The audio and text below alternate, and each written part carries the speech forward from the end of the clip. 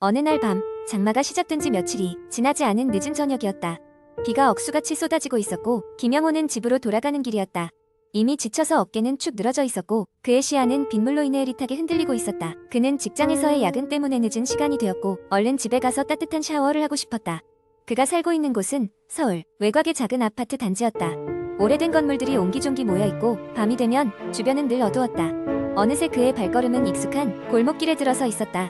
그곳은 평소에는 차 한 대도 다니지 않는 좁은 길이었는데 이상하게도 그날따라 왠지 모를 서늘한 느낌이 드는 곳이었다. 비에 젖어 차가워진 몸을 간신히 이끌고 골목길을 빠르게 지나가고 있던 그는 갑자기 자신에게로 비추는 한 줄기 희미한 불빛을 보았다. 그는 깜짝 놀라 뒤를 돌아보았지만 아무것도 보이지 않았다. 순간 가슴이 덜컥 내려앉는 느낌이 들었다. 오랜만에 장시간 근무를 해서 그런가 보다라며 애써 자신을 위로하고 다시 발걸음을 옮겼다. 하지만 몇 발짝 걷기도 전에 그 희미한 불빛은 다시 나타났다. 이번에는 등 뒤에서 강하게 느껴졌다. 김영호는 두려움에 얼어붙고 말았다. 그는 심호흡을 하며 용기를 내어 다시 한번 뒤를 돌아보았다. 거기 골목길 끝에서 약간 기울어져서 있는 가로등 밑 여자가 서 있었다. 검은 우비를 입고 있었고 길게 내려온 머리칼은 빗물에 젖어 있었다. 얼굴은 그림자에 가려 잘 보이지 않았지만 확실히 그를 바라보고 있었다.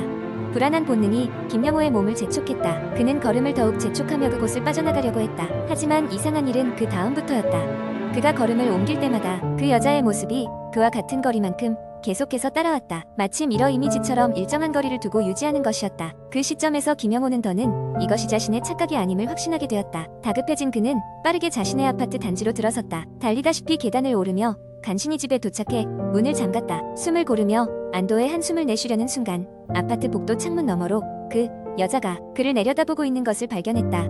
등골이 서늘해진 그는 곧바로 커튼을 치고 방을 어둡게 했다.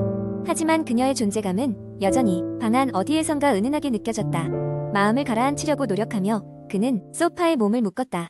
그날은 유독 피로해서일까 이내 그는 그 자리에서 깊은 잠에 빠져들게 되었다. 꿈속에서도 그는 계속해서 그 여자를 보았다. 어두운 숲속, 오랜 폐가, 그리고 그의 옛집 앞, 모든 곳에서 그녀의 그 검은 눈과 마주쳤다. 그리고 그 순간마다 죄책감과 두려움이 그의 심장을 옥죄었다. 다음날 아침 그는 정신이 몽롱한 상태로 눈을 떴다. 이상함도 느끼지 못한 채 출근 준비를 서둘렀다. 하지만 집을 나서기 전 문틈 사이에서 정말 있어서는 안 될 것을 발견하였다. 젖은 발자국이 현관으로부터 방 안쪽까지 이어져 있었다. 과거로부터 도망칠 수 없다고 느낀 김영호는 자신의 기억 속 깊숙이 묻어둔 비밀을 떠올렸다. 수년 전 같은 비오는 날 밤 그는 운전 중 사고로 인해 한 소녀를 치고 말았다. 그는 그 사실을 아무에게도 말하지 않았고 피해자를 도와줄 수도 없었다. 그날 이후로 그는 죄책감에 시달리면서도 필사적으로 이를 외면하고 살고 있었다. 이제야 모든 것이 명확해졌다. 그날 밤 그가 본 여자는 아마도 그의 죄책감이 만든 환영일 것이다. 또는 진짜 소녀의 영혼이 그의 양심을 괴롭히러 돌아온 것일지도 모른다. 그는 절대로 명확한 답을 찾을 수 없었지만 하나는 확실했다. 이제 그는 그날의 진실과 마주해야 했다. 그 이후로 김영호는 달라졌다. 매 주말이면 그는 사고 장소에 꽃을 놓으며 깊은 사과와 반성을 표했다. 그의 꿈속에서 여자는 점점 사라져갔다. 하지만 잊어서는 안 될 진실에 짐을 평생 짊어지기로 마음먹었다. 두 번째 이야기, 나는 대학을 졸업하고 서울의 작은 광고회사에 다니고 있었다. 일이 많아 항상 야근을 했고 그날도 평소와 다름없이 사무실에 혼자 남아 일을 하고 있었다. 컴퓨터 모니터의 희미한 빛이 사무실을 비추고 있었고 사무실은 고요했다. 작업에 몰두한 지 몇 시간이 흘렀을까? 시계를 보니 이미 새벽 2시였다. 벌써 이 시간인가 싶어 고개를 들어 주변을 둘러보았다. 평소와 다를 것 없는 사무실 풍경이었다. 그런데 문득 무언가 이상하다는 생각이 들었다. 사무실 출입문 근처에 있는 거울에 비친 무엇인가가 눈에 띄었던 것이다. 거울을 무심코 바라보던 나는 그제야 깨달았다. 거울 속의 내 모습 뒤에 누군가가 서 있는 것이었다. 갑작스러운 공포에 얼어붙은 나는 곧장 뒤를 돌아봤다. 하지만 그곳에는 아무도 없었다. 심장이 미친 듯이 뛰기 시작했다. 다시 거울을 보니 이번에는 아무것도 보이지 않았다. 피곤해서 환각을 봤나 보다 라고 스스로를 안심시켰다. 하지만 도저히 일을 이어갈 수가 없었다. 괜히 불안한 마음에 파일을 저장하고 노트북을 챙겨 급히 사무실을 나섰다. 엘리베이터를 기다리며 불안한 마음을 진정시키려 했지만 마음은 쉽게 가라앉지 않았다. 엘리베이터 문이 열리고 짐을 잔뜩 든 내가 급히 들어서자 자동으로 문이 닫혔다. 타고 내려가는 동안 갑자기 차가운 공기가 엘리베이터 안을 휘감았다. 순간 전등이 약하게 깜박이더니 엘리베이터가 갑자기 멈춰섰다. 정전이라도 난 걸까 싶어 긴장하면서도 상황을 파악하기 위해 통화 버튼을 눌렀다. 하지만 아무 응답이 없었다. 그렇게 무엇인가를 기다리는 것처럼 조용한 시간이 흐르던 순간 등 뒤에서 찬 바람이 스쳤다. 뒤돌아보니 뭔가가 있었다. 하얗고 긴 머리카락을 가진 여자가 구석에서 나를 노려보고 있었다. 그 모습은 마치 내가 자리를 뜨고 거울 속에서 보았던 그것과 같은 느낌을 주었다. 극심한 공포가 몰려오며 더 이상 이곳에 있을 수 없다는 생각에 엘리베이터 문을 손으로 마구 두드렸다. 몇 분이 지났을까? 엘리베이터가 다시 움직였고 곧 1층에 도착했다. 문이 열리자마자 나는 정신없이 밖으로 뛰쳐나왔다. 건물을 나서며 뒤를 돌아보니 이상하게도 엘리베이터 안에는 아무도 없었다. 그제야 조금 안도했지만 방금 있었던 일들이 결코 우연이 아니란 느낌이 들었다. 그날 이후 나는 야근을 자제하기 위해 일찍 퇴근하려 노력했다. 하지만 이상한 일은 그것으로 끝나지 않았다. 날이 갈수록 사무실에서 이상한 소문이 돌기 시작했다. 새벽에 일하는 몇몇 직원들이 내가 겪었던 것처럼 거울 속에 무엇인가가 비친다고 말하는 것이었다. 게다가 종종 이유 없이 여러 장비들이 오작동을 일으키기도 했다. 결국 회사는 사내 조사를 진행하기로 했고 그 결과 건물이 세워지기 전 그 지역에 오랫동안 오래된 공동묘지가 있었다는 사실이 밝혀졌다. 몇몇은 그날 내가 봤던 여자가 그 영혼들 중 하나라고 말했다. 나는 그곳에서 일을 그만두기로 결심했고 새로운 일자리를 찾아 이사를 감행했다.